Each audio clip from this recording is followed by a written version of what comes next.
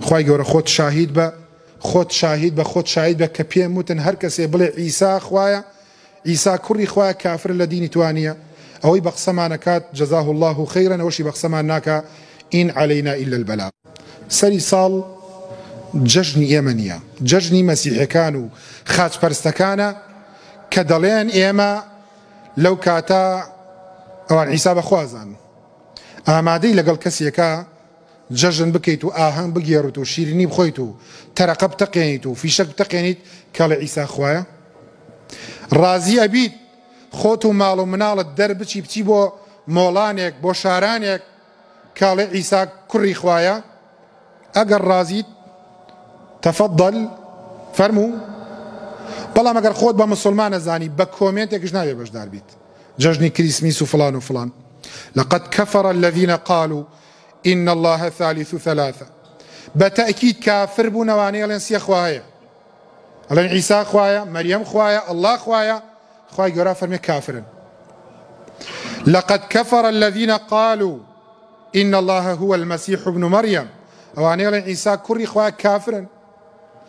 نا من بونيته ناچم نيت شيا تو لقلوا درجوي فرمو امشوا برو امشوا بو خود برو بۆ سلێمانی بۆ کام شوێناڕۆی بڕۆ، بەڵام خێرە لەو شەوا دەرەچیت ئەی نابێ ئەعیادەکان و جەژنەکان و شوێنەکانمان جیاواز بێت. ئەوە خۆشبهاندنە من تەشەبەه بقەوم فەهوە منهم کێ خۆی بشوبێنێ لەوانە.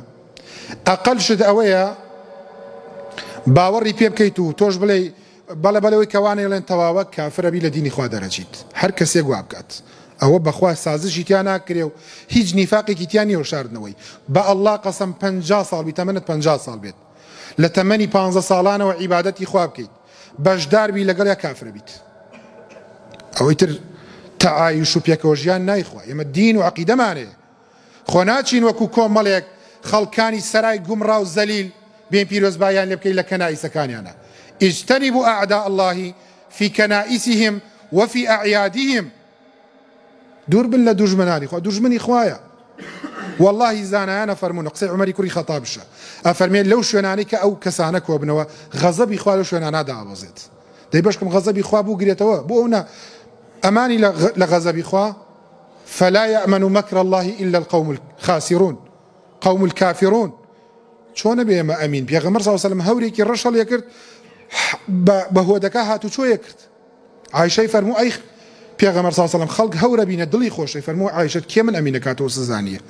قەومی عاد هەبوون هەورێکی ڕەش هاوتیان ئەوە بارانی تایە خوای گەورە فەرمی بەل مەستەعجەلتم پەلا ئەکەن ئەوە سزایە هەموویانی لەناودا.